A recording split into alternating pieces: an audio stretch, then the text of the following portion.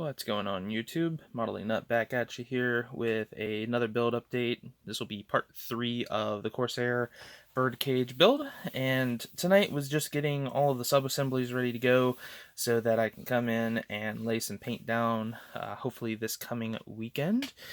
So starting off here with the wing roots, got the bays all ready to go. Went ahead and put the center section here into place just to really make sure this was all lined up correctly, it, fit in and things like that. So I had to use the main lower part of the wing roots and lower fuselage here. Just did a bunch of test fitting. Just make sure if you build it the way that I am, that you test fit this a lot and just kind of use that as a guide, carefully gluing just the top surface to get that into place. I did go ahead and sand out the ejector pin marks that would have been under this. To be honest, looking at the design, I think they may have actually even been an interference with the divider here in the gear bay. So, sorry about that. You may actually need to look to try to get those sanded out. Did some testing with the main gear itself just to make sure that I could put that in after the entire wing system was buttoned up. So that's going to be great for painting the main body or fuselage colors. And then I also got the second wing root here assembled and ready. The other big part that I got in was the back headrest here, this part of the canopy, which was very pronounced to the birdcage and earlier Corsairs, having that enclosed section there.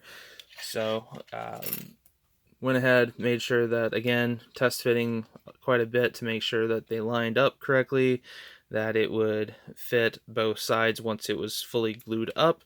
The reason I wanted to have this glued in on one side was with this aftermarket actual seat and armor plate. I just wanted to make sure that I could get it to line up in here and that everything would line up correctly when I go to glue this into place after getting the paint on, just to make kind of a sub-assembly go a little bit smoother, just for when I go to put the two halves together. As you can also tell, got the horizontal stabilizers on each one. The one thing I love about these is they have these interlocking tabs, so that makes it a joy and really easy. You got to make sure that they are shortened a little bit, or I had to shorten mine just a tiny little bit just to get them to slide together, but allow the very tight join here on the main wing root. But again, just a few swipes of a sander on each one just to shorten the leads down. Still allows it to line up correctly like this, and then but at the same, for really good amount of strength, but at the same time it doesn't cause any interference to where one side's kicked out or something like that. Once I had that kind of lightly tacked into place, I went ahead, came back in, glued all around on both sides to really weld that into place. So those are all ready to go. Also worked here on the engine, got the two sets of pots put together.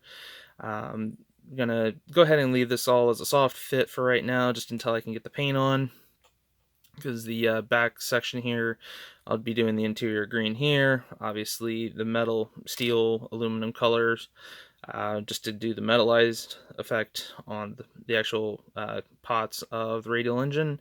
I am most likely going to go ahead and just do a tiny bit of wiring for the cylinders, just to try to give it a little bit more of an appearance of being complete. This is one thing that once it's actually in the front cowl, it looks fine. I'll go ahead and drop it in here just as a test fit. I mean, you can see it looks fine from the front, and as long as you're not displaying it too open, it's perfectly fine. But you can definitely tell that it's not. You can definitely tell it's not the most detailed engine in the world. So just adding a little bit of wiring, I think, will just liven it up, give it that little bit of a sense of realism that we all strive for in modeling. Also, I've went ahead and got the rear cowls. I believe that's what these are. Got these ready to go. Yeah, cowl flaps. Sorry. went ahead and I'm going to use the open ones. Again, there's not a lot of detail back here, but with this ring on, it really kind of, let me get that lined up correctly. I believe that's about where it would go. But with this lined up, try to get that quickly into this right spot. There we go. So with that lined up, it gives a bit of detail into the back end, so you can just kind of see that there are the exhaust manifold headers here, or exhaust tubes here, but it's not an excessive amount of detail. So, definitely would not win an award if you looked in there, but it'll give the overall effect that I'm looking for. As I'm getting ready to paint things up, had to go ahead and get all of the flaps assembled, so got those assembled. Really, I'm hoping that these are not going to be that visible, because the sides are just, this is the one real downside to the kit, is these two part pieces that just clamp together, because you have a nasty seam that runs down both sides. Obviously this side being flush is easy to take care of, but inside of all this intricate detail, it just makes it a pain. So I'm just going to have to kind of live with it on this build. I do have the 30-second scale, so I'm hoping that they redesigned it a little bit for that one. But in either case, we'll get these painted up in the interior green this weekend. Obviously, we'll do the metal effect on the engine, and then hopefully can look to get this thing kind of buttoned together into a completed aircraft for the exterior painting. So, so far it's been a really fun build. Really enjoyed just cranking on with this build.